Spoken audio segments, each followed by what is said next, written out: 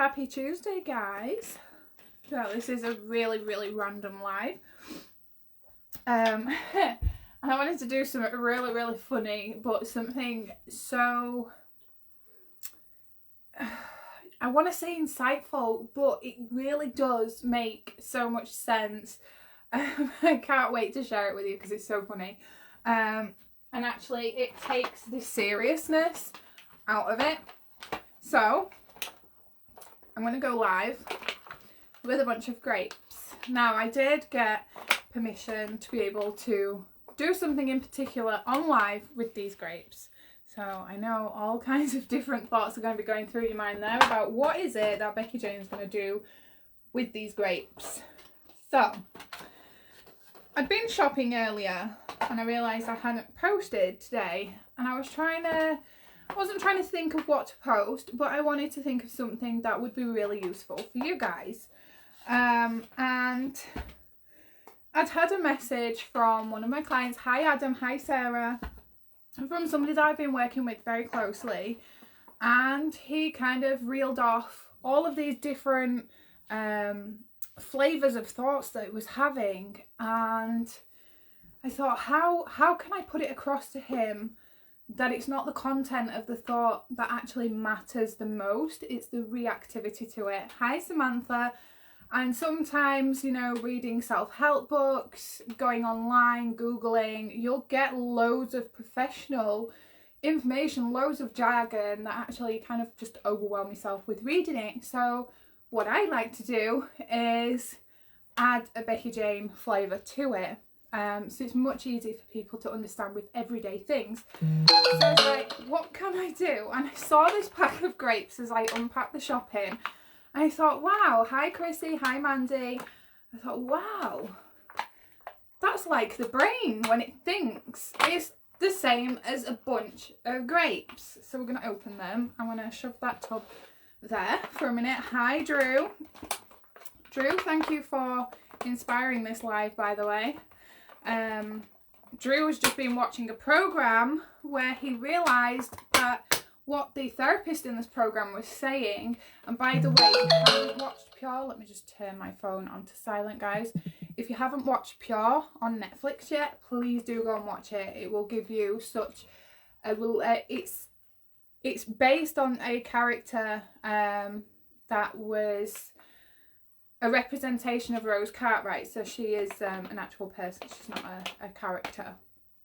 And they created Pure, and they worked with the charity OCD Action that I volunteer for to make sure everything was absolutely spot on and was depicted in the correct way.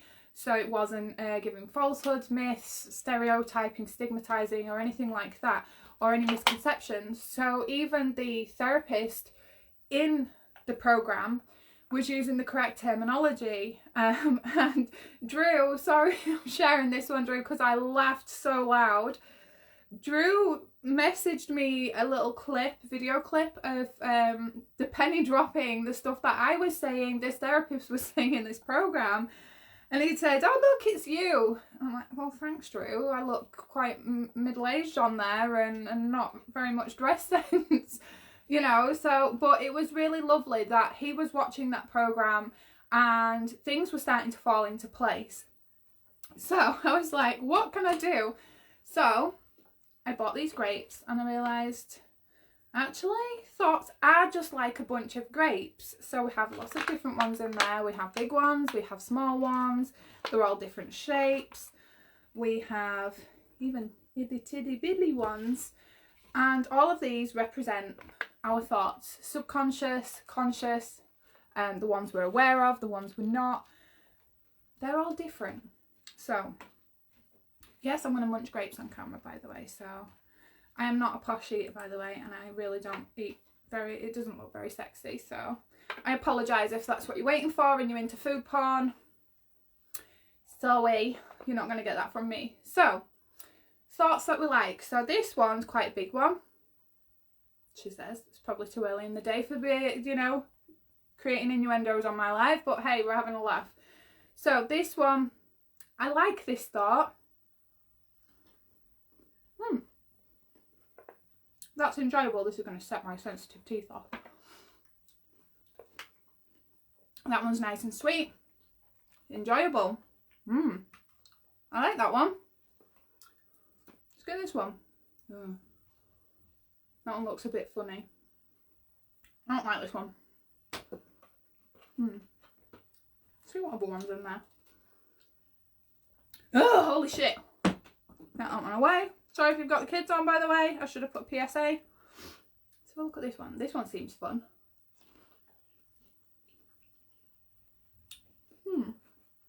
What one's next?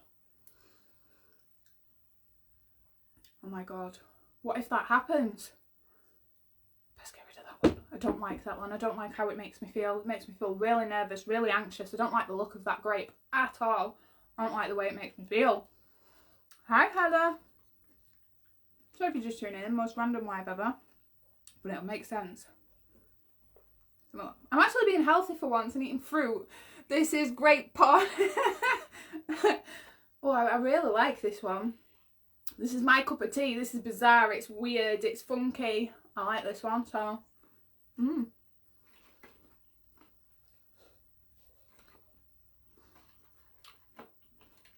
it's nice. Shit, it's another one of them ones. We don't want them ones. Don't want them ones. They don't look good. They look weird. They look scary. They're going to give me nightmares. What about this little one here? Can't do much harm. No, I still don't like the way that one feels, so no. I'm going to tidy these up, by the way. So I have another one that we like. I only like the ones that I like, that make me feel good. We all see Jimmy crawling around picking these up in a minute. I'll pick them up, it's fine. I like this one. I want more of them. So I'm going to go hunting around. I'm going to get rid of, or try and get rid of, all the ones that are horrible, that are scary, that are doubtful, that's negative, that makes me feel dangerous or in danger, the ones that make me feel threatened. They're all going out. I don't want them in there. All I want is the thoughts that make me feel good, that make me feel happy, that has me feeling all the things that I want to feel. So I'm going to get rid of all of them horrible ones. So now, so there's all the horrible ones that we don't like. All those horrible grapes that we don't like. So those we're going to get rid of. And all we're left with is these ones. But oh no. Some horrible ones are sneaking back in. Shit. I'm going to have to keep going through these, keep weeding them out, keep getting rid of them. I don't want them. Go away. Don't like them. They make me feel awful. They're taking over. They're literally infecting all of those good grapes.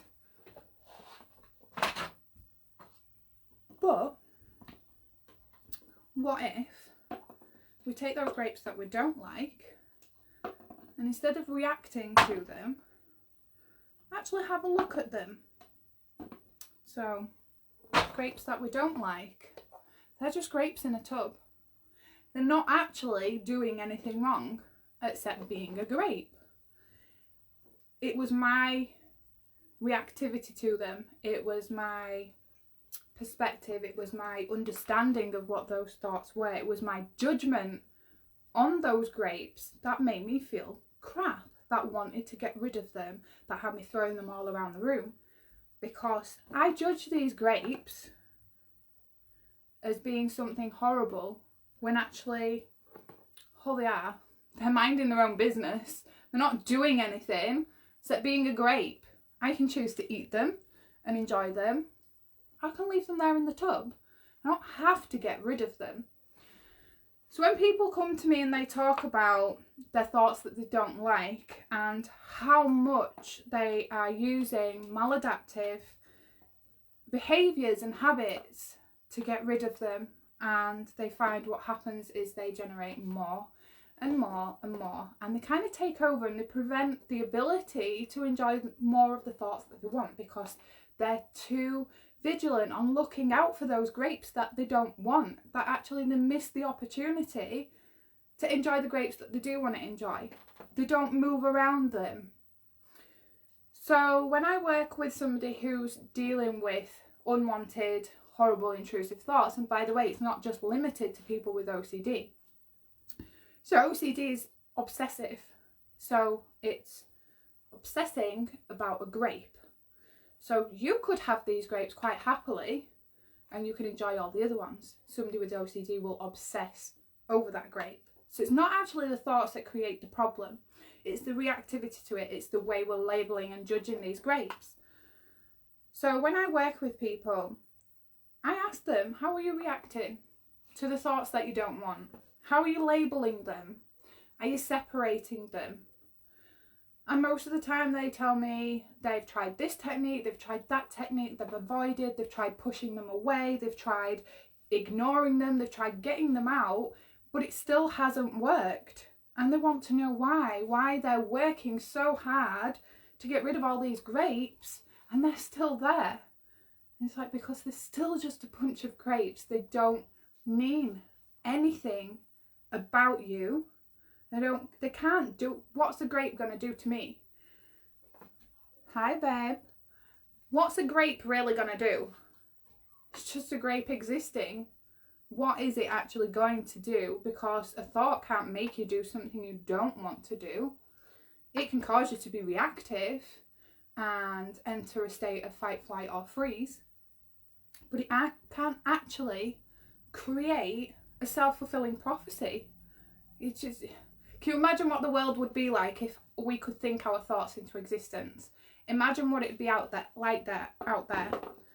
If that was the case, I'd be at Hogwarts right now, you know, learning all different Wingardium Leviosa, as they say. You better pick them up. I'll pick them up, don't worry, you know, and I'll be learning how to turn people into slugs and how to eat snails and, you know, riding thestrals and dragons and stuff.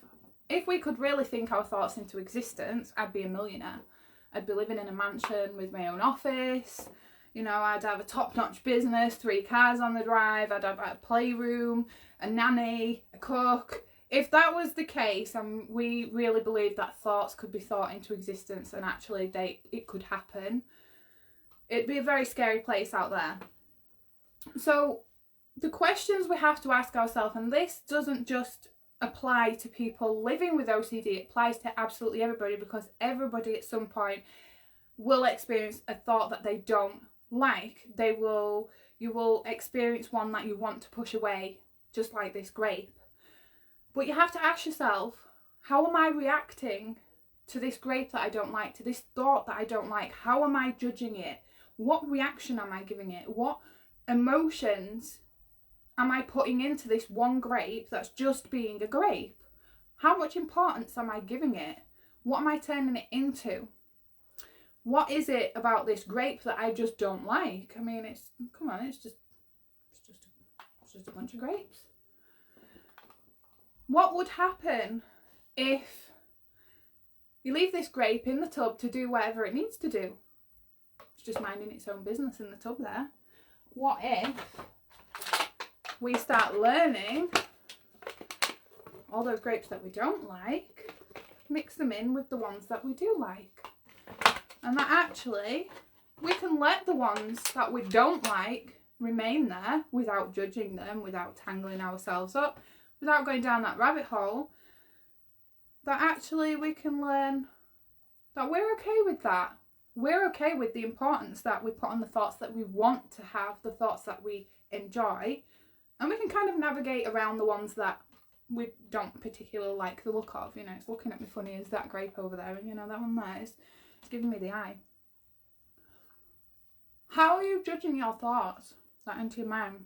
The negative ones, the ones that make you feel a bit rubbish, even the ones where you doubt yourself, or you doubt your belief, your capability, your confidence. Ask yourself, what would happen if you leave that thought there? Chase, by the way, love this metaphor and demo. Thank you, Deborah. I thought it was very a fun way to kind of demonstrate, because I find out there a lot of the information is not real. Not real as in it's not technically real. It's not realistic. It doesn't put it into an everyday perspective that everybody can understand. That's what I like to do. Understanding how thoughts work and how It's about working on the reactivity. The more that we can make it realistic, relatable, everyday, people get to understand it a lot easier. They get to connect with that. Throw a load of jargon at them, it overwhelms, and they think they need this massive skill, need to develop this huge, intricate, complex skill to work through them. And actually, it's as simple as a few questions that you can ask yourself to start building that skill up. You don't have to wait until you feel like you have that skill built up. You can start doing it straight away. And I have to applaud Chase for also inspiring this with some questions that he sent through Messenger this yesterday evening, whilst I was putting the reactive to proactive progress tracking worksheet together for the membership. And he sent some questions over for me to consider putting in, because that's what I like to do. I'm not creating a membership. I don't just take clients and start telling them what to do. I give them the space and the confidence to be able to explore, to ask themselves questions, to ask me questions, because we work together. I am not fixing nobody. I'm just seeing the potential that's already there and helping them to see it themselves so that they can come to the solutions by themselves. Can you imagine how much of a confidence boost it is when somebody finally realizes that penny has dropped and actually it's not this big complex set of skills to work through it. It's just about building that skill muscle and building it up and building it up and building it up so that the resilience also builds with it. So I regularly like to ask my clients, the people that I'm connected to through Sounds Like a Great Membership. Thank you, Deborah. I'm really looking forward to it. I'm excited. So everybody that I'm connected with, either in Messenger, voice note, Zoom, whatever, I like to ask them their input. So although I'm what's known as the expert by experience, and I have this membership there to help people really work towards and gain remission and kick OCD's ass, as we say, it's also much more about them. And one of the goals that I had when I was coming through my own recovery and then remission was I was gaining much more recovery quicker because I was connected to other people that walked the same journey as me, that understood, that had space for me, where I didn't feel like I had to hide. And we would boost each other up. We would share tips and tools and strategies. We would cheer each other on. We would cheer each other up. We would hold each other, positively accountable. And that's what it's about. The membership isn't me telling people what to do. It's literally a big family where we help support each other, because as much as I do live in remission and it's very rare I have a really challenging day with OCD, I do have those days. I do have my struggles. I do have those moments where I feel like I just want to cry, but then I won't allow myself to cry because I'm like, oh my god, that means I'm depressed, and then this means X, Y, and Z, and I'll overthink it. And I have to remind myself of my own tools when that happens. That doesn't mean that just because I have days like that I'm any less able to help other people, and vice versa. So Chase gave me the question. He suggested some questions for this progress tracking, and I've built on it in a way that everybody gets to understand, with a bunch of grapes. And I now have gosh knows how many grapes around my the bedroom here. And no, it's not grape palm. Sorry, Darren, but I'll eat another one just for you. What? Yeah. I'm so rude eating with my mouth full.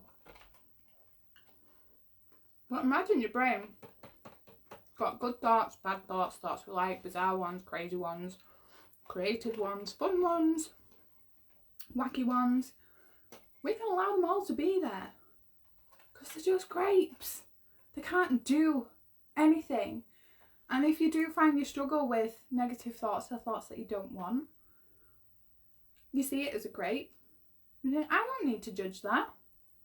It doesn't really need any of my attention. It doesn't need any importance. It doesn't need labeling. So what could I do instead of judging that grape? What could I do to work towards allowing that grape to be in with all the grapes that I actually want to eat instead of putting me off? What could you do? They were nice. I'm not eating anymore because I'll spoil my tea and I won't want to eat it. But I thought that was a really fun way on a Tuesday evening to, I'll put the grapes away before I eat anymore. Let's go in the comments. Sounds like a great membership. Yep, I read that one. Thank you for your comment, Deborah. Hi, Kelly. Hi, Matt. We are just coming. I'm coming off live now. I was really inspired. I was going to write a post and I thought actually it'd be really fun to come live and just launch grapes everywhere. But it was really fun and I hope you guys got something really beneficial from the demonstration. Have you had a penny dropping moment with anything that I've said in this live? If you have, if something has clicked, something has made sense, something that you can put into practice yourself, regardless of whether you have a diagnosis of OCD or not, because thoughts still happen whether you have the diagnosis or not, because 94% of the world's population experience intrusive thoughts, and only 1.2%, I believe, are around getting closer to 2% of the world's population are diagnosed with OCD. Just to put that into perspective, that we all have thoughts that we really don't like, that we don't want to think of. So if you have had a penny dropping moment, or something's really clicked, something's really connected with you, or there's some of those questions there that I've given that you could ask yourself the next time you find yourself in a thinking space where it feels really negative and that anxiety is building and that stress and it just doesn't feel good and you feel like just pushing it away and getting it out and ignoring it, suppressing it, doing whatever to not think about it. What in those questions could you apply? And let me know in the comments. If this connected with you on an OCD level and you are either living with OCD or have a diagnosis, or if you're undiagnosed but you're pretty sure it is, reach out and let's have a chat. So enjoy your Tuesday evening, guys. Bye.